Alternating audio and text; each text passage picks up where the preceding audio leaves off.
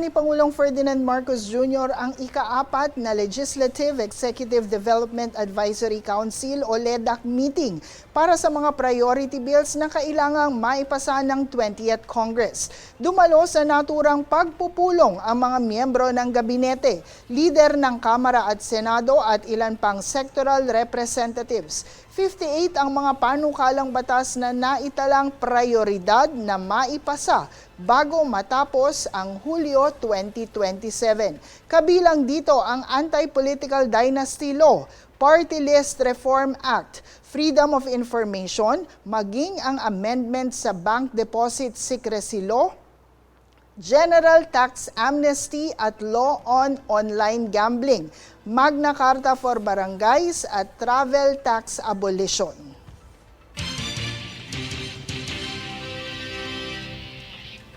Samantala, isinusulong sa Senado ni Senator Chis Escudero ang pagbabawal ng gambling advertisement. Ayon sa Senador, ito ay upang masugpo ang lumalala at hindi responsableng paglalaro ng sugal para sa mga apektadong sektor at kabataan.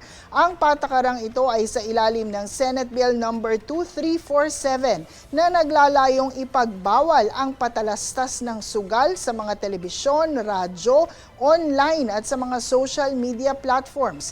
Bahagi nito ang pagsusulong ng mga advisories na nagpapaalala sa mga consumer na mayroong trahedya sa palagiang pagsusugal. Anya, napapanahon na upang limitahan ang sugal gaya ng patakaran sa tabako at alak dahil sa mga patalastas. Kaugnay nito ay humihikayat sa mga kabataan. Bahagi nito ay ang inisyatiba ng Ad Standards Council o ASC na nagkusang maglunsad ng sariling paglilimita na ipatupad sa mga miyembro nitong ipagbawal ang anumang pagpapakita ng sugal o anumang kagamitang kaugnay nito sa lahat ng media platforms.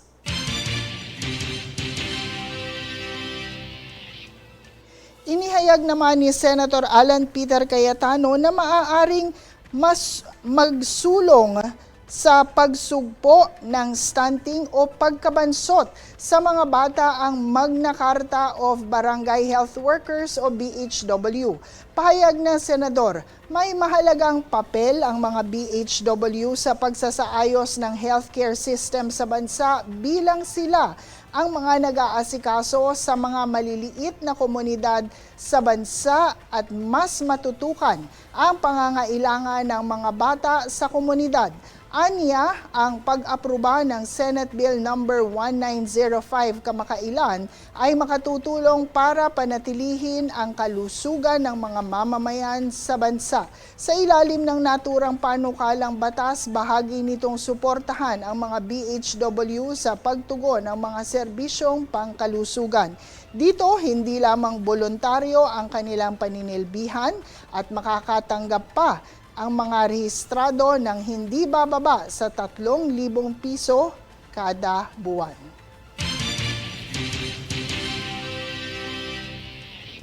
Samantala, suportado ni Senator Risa Hontiveros ang hinihiling na extradition ng Estados Unidos kay Apollo Kibuloy upang harapin ito ang mga krimen na naiuugnay sa kanya sa naturang bansa. Ayon kay Hontiveros, dapat panagutan ni Kibuloy ang mga krimen laban sa mga babae at batang babae sa mga lugar kung saan umano ito nangyari. Anya, nakakaalarma ang patuloy na presensya ni Kibuloy sa Pilipinas dahil anila napakalakas nito o napalalakas nito ang loob ng kanyang mga tagasunod na umano'y harasin ang mga survivor na nagsalita laban sa kanya. Hinikayat ng Senador ang Department of Justice na agarang kumilos upang maisulong ang ekstradisyon at anilay mapanagutan ang buhay ng mga biktima.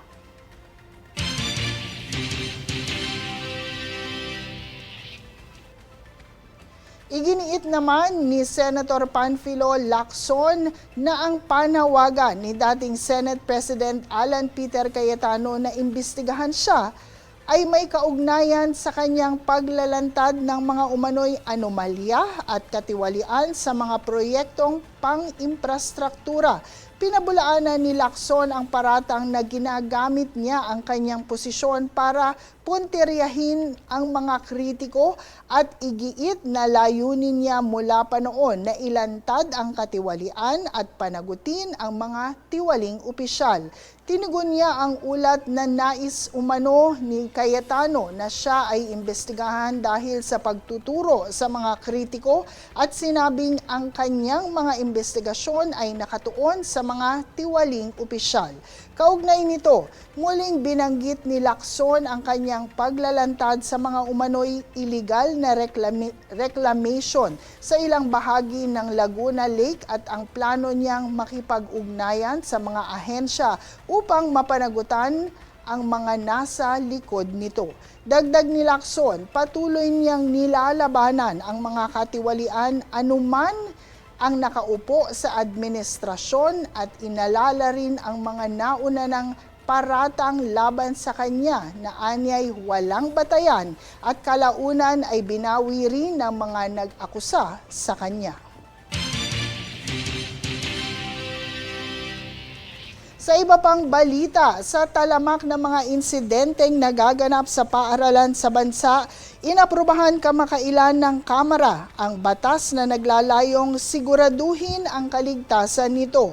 Sa pamamagitan ng Campus Safety and Security Bill, nararapat na gumawa ng paaralang mayroong Crime-Based Commission Committee o CPC upang mapanatili ang pagpapatupad ng seguridad at kaayusan sa mga institusyong pinaliligiran ng mga estudyante at lahat ng naroroon. Sinusuportahan din ng naturang batas ang kalayaan sa pagpapahayag ng mga mag-aaral.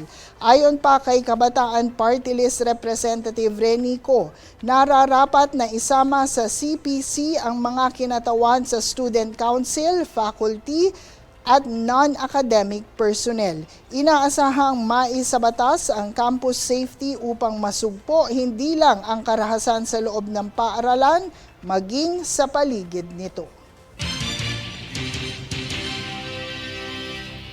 Sinimula naman ng House Committee on Civil Service and Professional Regulation ang talakayan para sa professionalization at regulation ng practice of microbiology sa bansa. Kabilang sa panukalang substitute bill ang paglikha ng Professional Regulatory Board of Microbiology at pagtatakda ng mga pamantayan para sa propesyon na ayon sa mga mambabatas ay mahalaga sa public health, food safety, environment protection at scientific innovation. Ayon kay Laguna Representative Ramil Hernandez, nananatiling gray area ang microbiology dahil wala pang legally recognized signatory authority para sa mga practitioner, habang sinabi ng Department of Agriculture na makatutulong ang professionalization sa pagbuo ng pool ng scientific experts para sa risk profiling, risk assessment at standards development. Samantala, nagpahayag ng reservations ang Professional Regulation Commission dahil sa posibleng overlap sa functions at authority ng iba pang professional regulatory boards, habang hiling naman ng Philippine Association of Medical Technologies na linawin ang scope of practice at signatory authority ng registered microbiologists. Ipagpapatuloy ng komite ang pagrebisa sa substitute bill matapos matanggap ang position papers at rekomendasyon ng mga concerned agencies at stakeholders, at inatasan din ang sekretariat na maghanda ng panukalang nagko-consolidate sa iba pang mga bill hinggil sa automatic promotion ng government officials at employees sa kanilang pagre-retiro. Sa ibang balita, 5 kabaon na may nakasulat na greedy at salot ang kamakailang natagpuan sa ilang kalsada sa Metro Manila. Para sa buong ulat, narito si Jade Buhoy. Walang nakahimlay pero may mga katagang nakasulat na greedy at salot sa mga kabaong natagpuan sa mga kalsada sa Metro Manila, kung saan iniulat ang hindi bababa sa 5 kabaong na namataan noong madaling araw ng Biyernes, ika-7 ng Agosto sa mga kalsada ng Timog Avenue sa Quezon City, Rizal Avenue Extension sa Caloocan at Hilpuyat Avenue sa Makati City. Bagamat nananatiling walang tiyak na impormasyon kung sino ang nag-iwan at ano ang layunin sa mga kabaong, ayon naman kay Dr. Jose Antonio Goitia na maaaring mensahe ito na napuno na ang maraming Pilipino. Aniya, ito'y simbolo ng protesta dahil matagal nang umanong sinusubok ng China ang pasensya ng sambayanang Pilipino dahil sa umano'y panghaharas sa mga mangingisda, paghadlang sa Coast Guard at hukbong dagat at paghamon din sa mga karapatan ng Pilipinas sa kabila ng umiiral na arbitral ruling. Inihayag din ni Goitia na kung may sinisimbolo man ang mga kabaong, maaari itong maging hudyat ng pagtatapos ng matagal ng pagtitimpi ng sambayanan laban sa pananakot at kawalang galang. Dito nilinaw din niya na hindi laban sa ordinaryong mamamayang Chinese ang pagtutol ng mga Pilipino, kundi laban sa mga patakaran at pagkilos na anilay lumalabag sa soberanya ng Pilipinas at pandaigdigang batas. Sa kabila nito, binigyan din ni Goitia na ang tunay na lakas ng Pilipinas ay nasa pagkakaisa ng mamamayan, tibay ng paninindigan at paggalang sa batas at katarungan, habang hinihiling lamang umano ng bansa ang paggalang sa soberanya at dignidad ng sambayanang Pilipino. Jade Buhoy, nag-uulat para sa Golden Nation Network.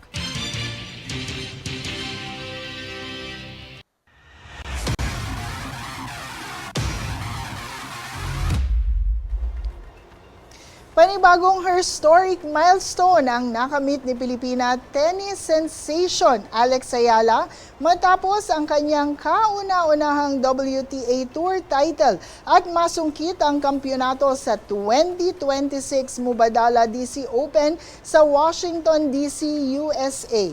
Sa naging 2-day championship match kung saan ipinagpaliban ang second set ng 20 oras dahil sa masamang panahon, tinalo ni Ayala ang world number 3 na si Jessica Pegula sa scores na 4-6, 6-4 at 6-0.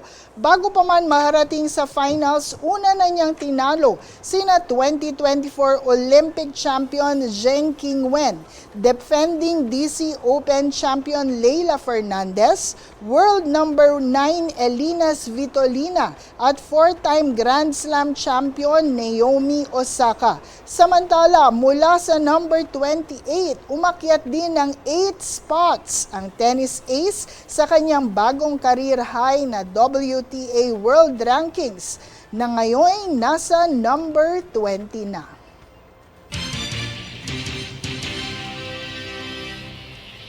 At narito ang recap ng mga nagbabagang balita ngayon.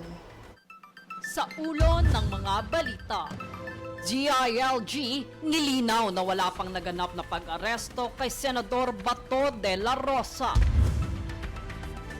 Higit sa 73 million pesos secret funds sa 2022 ng OBP dapat isauli ayon sa COA. Tax Silica hindi makakaapekto sa mga magsasaka ayon sa Malacanang. Pagbabawal sa gambling ads, sinusulong para masugpo ang pagkakalulong. Pagpasa sa Magna Carta of Barangay Health Workers, susi sa pagsugpo ng stunting.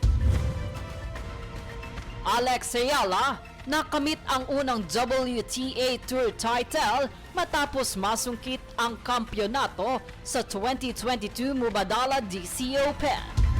Patas at pantay na balita, komprehensibong ulat para sa pulso ng masa. Ito ang News Foods.